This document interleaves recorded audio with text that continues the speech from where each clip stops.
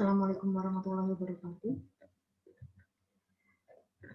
Saya Zulfatun Najah dari Fakultas Pertanian Universitas Sultan Ageng Gandayasa. Pada kesempatan kali ini saya akan mempresentasikan salah satu tugas pengerti saya, yaitu membuat video terkait dengan mata kuliah yang terkait dengan salah satu topik dalam mata kuliah. Dan ini saya mengambil tema yaitu tentang keseimbangan massa. Keseimbangan massa ini adalah salah satu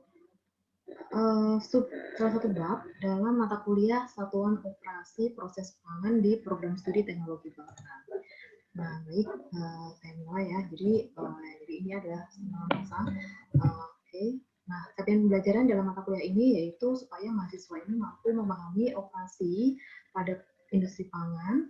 Kemudian yang kedua adalah supaya mahasiswa dapat menyusun dan menyelesaikan persoalan terkait dengan neraca massa dalam suatu operasi dalam suatu proses atau operasi industri pangan. Oke, dimulai dari tujuan dari proses itu sendiri. Ya, jadi suatu industri tujuannya itu adalah menghasilkan produk ya dari bahan baku. Jadi bahan baku hasil dari pertanian ini supaya bisa dimanfaatkan atau bisa dimakan untuk khususnya untuk ini orang-orang pangan ya. Jadi supaya si produk ini bisa dimanfaatkan atau bisa kita makan itu harus diproses dahulu atau harus diolah dahulu. Nah, pengolahannya ini bisa dari satu proses atau yang proses yang satu proses saja atau beberapa tahapan proses. Dari proses ini juga tentu saja kita harus menggunakan alat-alat yang bermacam-macam ya, di mana dalam suatu proses ini ada kaitannya dengan efisiensi dari proses produksi. Nah, supaya prosesnya ini efisien, kemudian menghasilkan keuntungan, gitu, kemudian biaya yang dikeluarkan untuk proses ini bisa diminimalkan atau lebih efisien, maka kita perlu belajar terkait dengan satuan atau dasar operasi. Jadi untuk dasarnya ya, supaya kita belajar satu operasi itu supaya apa? Supaya proses produksi itu efisien dan menghasilkan produk yang diperlukan oleh konsumen itu. Nah, untuk proses sendiri teknik pengolahan pangan itu bagaimana kita mentransformasi produk untuk menghasilkan sesuatu yang bernilai ekonomis. Kemudian ini salah satu contohnya ya, ini adalah proses ya, ini adalah contoh untuk proses produksi coklat bubuk, di mana di sini bahan bakunya adalah biji kakao. Jadi biji kakao ini harus diproses dulu untuk menghasilkan coklat bubuk. Tentu saja prosesnya ini bermacam-macam ya, ada fermentasi, pencucian, pengeringan, pembersihan, penyampaian, kemudian pemisahan, alkalisasi, pengeringan, penggilingan, pengepresan hingga menjadi kakao bubuk. Ini adalah salah satu prosesnya. Nah, kemudian apa kaitannya? Jadi proses tadi itu adalah satu serangkaian aksi atau perlakuan yang diberikan kepada bahan baku, ya, kepada bahan mentah atau bahan hasil pertanian ini untuk menghasilkan suatu produk, khususnya untuk produk pangan. Contoh dari proses ini sendiri bermacam-macam, tadi ada fermentasi, kemudian pengeringan, kemudian penguapan, pembekuan dan lain-lain. Nah, di dalam proses ini sendiri itu sebenarnya ada variabel-variabel yang mengikuti suatu proses. Banyak ya, misalnya untuk pengeringan kita harus memperhatikan suhu, kemudian massa, kemudian ada energi dan lain-lain. Itu adalah variabel-variabel yang mengikuti suatu proses. Jadi proses itu ya pasti membutuhkan sesuatu variabel ya. Kemudian, nah, suatu rangkaian proses ini contohnya adalah suatu diagram alir proses. Jadi proses ini digambarkan dalam suatu diagram alir. Namanya adalah diagram alir proses. Contohnya seperti ini, atau tadi seperti contoh untuk coklat bubuk ya.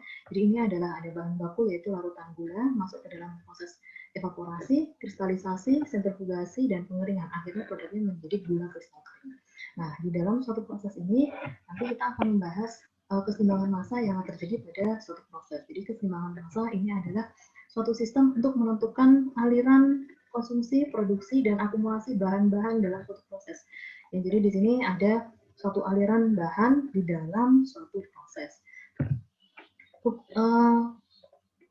Keseimbangan massa sendiri ini mengikuti hukum kekekalan massa, di mana massa ini tidak dapat diciptakan dan tidak dapat dimusnahkan. Tetapi suatu akumulasi dalam massa dalam suatu sistem itu adalah massa input dikurangi dengan massa output, ditambah dengan massa produk yang dihasilkan, kemudian dikurangi dengan massa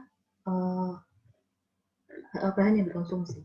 Nah, jadi tadi input itu adalah sebenarnya bahan baku, ya, kemudian output adalah produk, kemudian massa yang dihasilkan itu adalah massa produk, ya, massa produk dari bahan baku, kemudian dan dikurangi dengan massa bahan baku yang dikonsumsi.